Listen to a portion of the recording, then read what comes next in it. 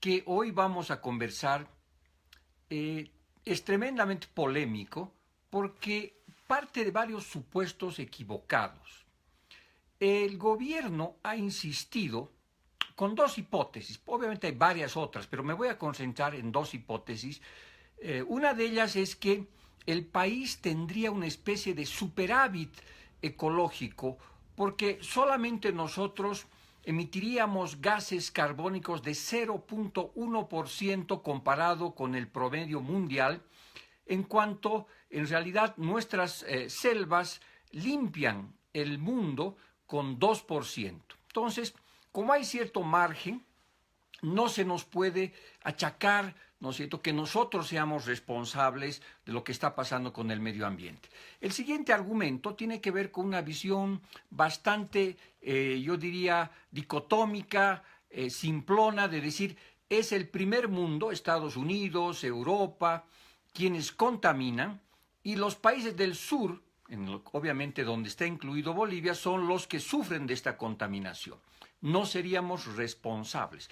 No hay la menor duda que los diversos capitalismos que hay en este instante en el mundo han estado basados, sus matrices energéticas han estado basadas sobre todo en el uso indiscriminado del carbón, del petróleo y otros productos tremendamente contaminantes. Ellos son muy responsables, tremendamente responsables de los graves problemas ecológicos, del calentamiento global, del aumento promedio de la temperatura, etc. Eso no hay la menor duda, eso no está en discusión. Pero a partir de eso, decir que un país como Bolivia, ya que no contamina a esa velocidad y esa fuerza del primer mundo, y por lo tanto tendría márgenes para derribar árboles, es realmente un exceso ideológico. Ahora, una de las cosas centrales es ver los datos un poquito más en profundidad. Yo entiendo que en ciertas autoridades del gobierno hay algunas dificultades en aritmética, de confundir decimales con centésimas o de no entender exactamente bien las estadísticas. Pero, ¿qué nos dicen las estadísticas un poquito más profundas sobre el tema de medio ambiente en Bolivia? Nos dicen que nuestra emisión, por ejemplo, de CO2, el año 2012, que es un dato que existe del World Resource Institute, nosotros habíamos emitido en ese año alrededor de 138.000 millones de toneladas de CO2, o sea, de carbono. Y eso nos coloca en el puesto 48. Ahí comenzamos a desmistificar esta idea de que nosotros somos muy pequeñitos. Depende qué comparamos. También es interesante ver que cuando uno agarra el per cápita, porque es otro elemento importante para este tipo de análisis, nosotros ese año hemos estado emitiendo alrededor de 13 toneladas per cápita por año. Este es un valor bastante elevado y nos coloca en el ranking mundial en algo como en el puesto 28. En ningún ranking económico, social y competitivo estamos tan bien. Ahora, lo más preocupante de todo esto es que el origen de esta contaminación en un 66% proviene de la deforestación. Llámese chaqueos, desmontes, quemas. Eso es lo más grave, porque si comparamos la deforestación, Bolivia es un país que está entre los primeros puestos en niveles de deforestación. Otro 18% tiene que ver con agricultura y eso indirectamente también tiene que ver con deforestación porque recordemos que la mayoría de nuestros productores agropecuarios queman también sus campos para prepararlos. Entonces, esta idea de que Bolivia, por muy pequeñito que sea a nivel global, digamos, si solo agarramos los valores absolutos, cuando miramos lo que pasa en el país, estamos contaminando de manera muy importante al medio ambiente, especialmente en deforestación. Solo para que tengan una idea de esto, entre el 2001 y el 2013, según la Fundación Solón, Bolivia habría perdido 8.6 millones de hectáreas. Eso es el tamaño de Portugal. Si agarramos datos oficiales, entre el 2010 y 2013 habríamos perdido 487.000 hectáreas. Esto también sigue siendo casi un 12 o 13% del tamaño de Tarija. No hay la menor duda que en el país sí tenemos serios problemas ambientales. La deforestación es un problema muy serio que va a afectar de manera significativa los ciclos y los volúmenes de nuestras lluvias, por ejemplo. Enseguida voy a profundizar un poco más sobre eso.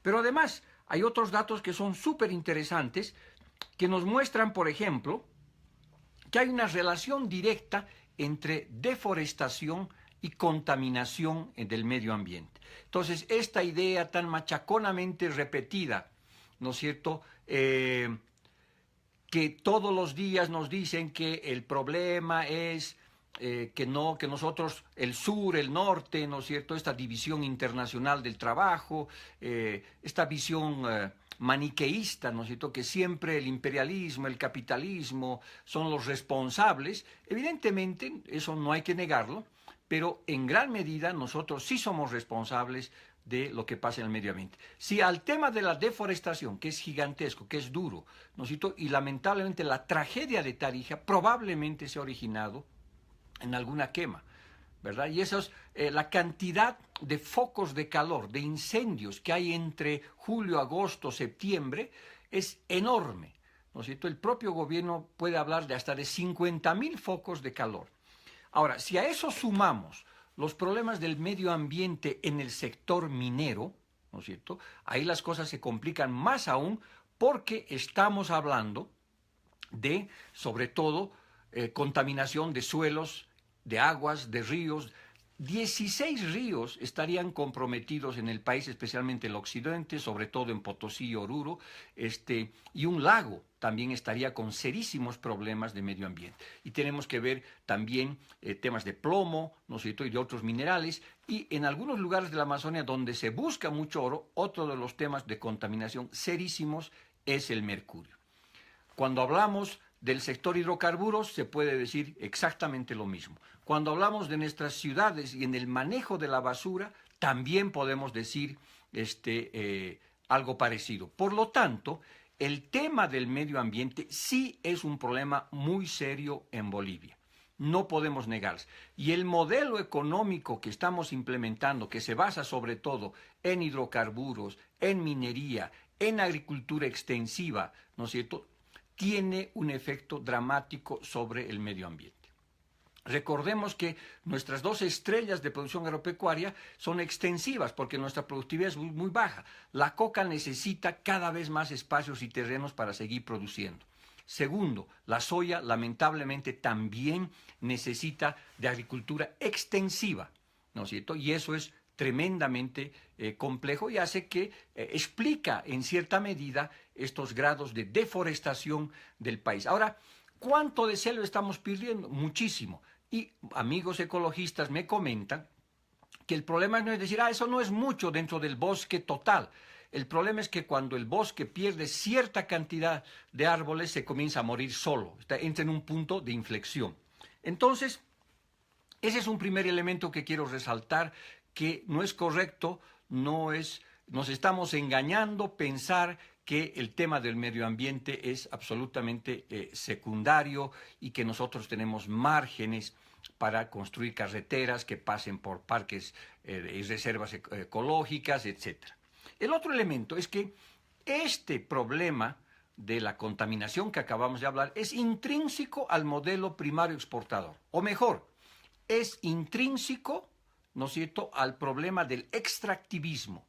El país vive hace muchos años, independientemente de si estamos frente a un modelo estatista o a un modelo más neoliberal, el país ha apostado al extractivismo, a un extractivismo que concibe el desarrollo como una línea, que concibe el desarrollo como simplemente progreso, y un progreso que, por supuesto, va subiendo por etapas, es decir, no ha incorporado, por lo menos en la práctica, porque en el discurso, ¿no es cierto?, ya va a haber, Félix Huanca, un gusto que estés conmigo, si tienes un poquito de calma, vamos a hablar sobre las propuestas, que hay decenas.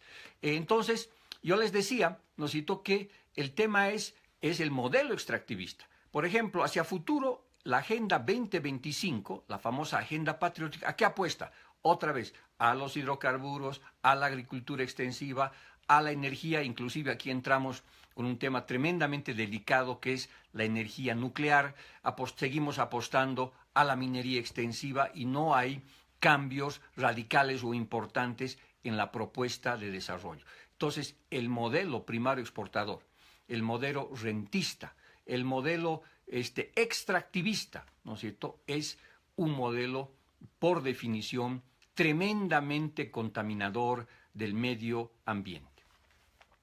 Ahora, ¿cómo se puede cambiar este tipo de cosas? El país lamentablemente ha perdido una enorme oportunidad. En los últimos 11 años, me han escuchado decir varias veces esto, hemos recibido 60.000 millones de dólares adicionales a precios de hoy. Ustedes saben que eso es la mitad de un plan Marshall. No se ha hecho nada, ¿no es cierto?, en términos de diversificación productiva, porque aquí viene la propuesta. Entonces, ¿qué hay que hacer? En primer lugar, hay que diversificar la economía, dejar de vivir de los sectores que destruyen la naturaleza, que contaminan la naturaleza, o utilizar esos recursos de manera mucho más inteligente a través de tecnologías mucho más sofisticadas, ¿no es cierto? En ese contexto, el tema del TIBNIS, el tema del camino, ¿no es cierto?, tiene que ver con el modelo de desarrollo.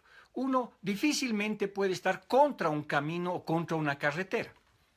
Lo que uno está realmente en contra es porque esa carretera pase por el medio de una reserva ecológica, medioambiental, tremendamente importante para el país, especialmente para el occidente, porque ahí se originan, ¿no es cierto?, buena parte de las lluvias de en nuestro país. Las lluvias, ¿no es cierto?, me comentan también y me ilustran mis amigos ecologistas, las lluvias se forman, ¿no es cierto?, en gran parte en la Amazonia, y lo hacen a través de ríos voladores. Los ríos voladores funcionan a través del vapor, ¿no es cierto?, que sale, que emana de los árboles, y los árboles le conducen, le hacen una especie de lecho, ¿no es cierto?, imaginario por encima de la copa de los árboles, y las nubes cargadas de agua vienen al occidente, van a Cochabamba, La Paz y otras regiones del país, y hay lluvia. Por lo tanto, de nada sirve hacer una represa en el alto si es que no va a haber lluvias. Entonces, cuando estamos alterando lo que va a pasar en el ecosistema, en la biodiversidad, cuando vamos a acabar con buena parte del bosque que está generando las lluvias, después no nos quejemos de por qué nos falta agua en Cochabamba, por qué Misicuni no funciona, por qué vamos a tener problemas en La Paz como los hemos tenido hace un par de meses atrás. Entonces hay que cuidar del equilibrio, eso es fundamental. Por lo tanto, es decir, aquí nadie está contra que Beni se integre mucho más al país, por supuesto, pero se sabe que hay otros trazos, ¿no es cierto?, que no pasan por el Parque Isiboro Sécure y que podrían de alguna manera, que pueden ser probablemente un poquito más caros desde una perspectiva de corto plazo, pero desde una perspectiva de largo plazo son obviamente que no son caros, y habría que pensar en esos nuevos trazos y no insistir en un camino que cuando se abre trae por detrás, lo que lleva el camino por detrás, lo que lleva la carretera por detrás, es el viejo modelo extractivista. Con ellos vienen los colonizadores, ¿no es cierto?, que hacen quemas y desmontes, vienen los especuladores de tierra, vienen las constructoras, vienen esta agricultura extensiva, obviamente en este caso los cocaleros, ¿no es cierto?, viene por detrás un modelo de desarrollo que no es sostenible, el cual nos está mintiendo para las próximas generaciones porque estamos destruyendo una de las razones fundamentales de la biodiversidad. ¿Qué se puede hacer contrariamente a eso? Además de cambiar el trazado por donde pasa el camino y que no atraviese el parque del TIBNIS. Por supuesto que hay que pensar en escalas de diferente tipo, ¿no es cierto? Eso es un ajedrez con diferentes tableros y hipercomplejo. En primer lugar hay que pensar en el lugar, ¿no es cierto? En el lugar hay muchas alternativas, y veamos los países como Costa Rica, Colombia, que viven de su selva. ustedes tienen turismo ecológico, tienen todo lo que es la biodiversidad y es la esencia, ¿no es cierto?, de lo que es la innovación y la creatividad vinculada a biotecnología. Y obviamente los del lugar saben vivir del bosque.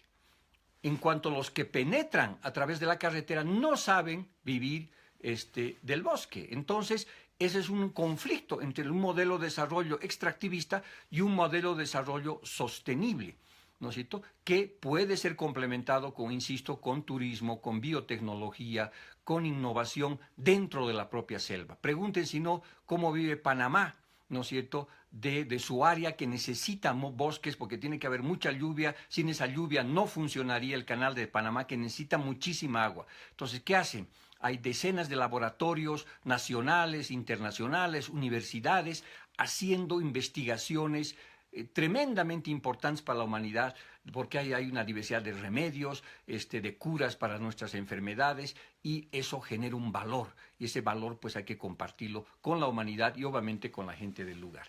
El otro elemento es más amplio, hay que diversificar el aparato productivo.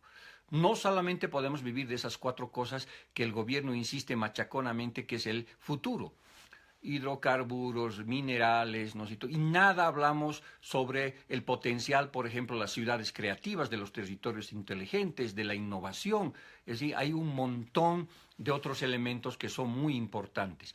Por lo tanto, esta idea que la carretera va a llevar, ¿no es cierto?, desarrollo, salud, educación, y todos los que se oponen es porque no quieren el desarrollo ni de los venianos ni de las poblaciones del Timbres, es absolutamente equivocada. Porque el propio gobierno ha reconocido que la carretera pasa por 2 lugares donde hay comunarios. La mayoría de los comunarios están al borde de los ríos, por razones obvias. Ese es su sistema natural de comunicación. Entonces, a través de barcos hospitales, colegios hospitales, transportes públicos en los ríos, también se les puede llevar educación, salud, sin ningún tipo de problema. Entonces, no es correcto decir que solamente la carretera. Eso trae un tipo de desarrollo, ¿no es cierto?, y no un desarrollo más integral, sostenible, que cuide del medio ambiente, que piense en usos alternativos de lo que es el medio ambiente.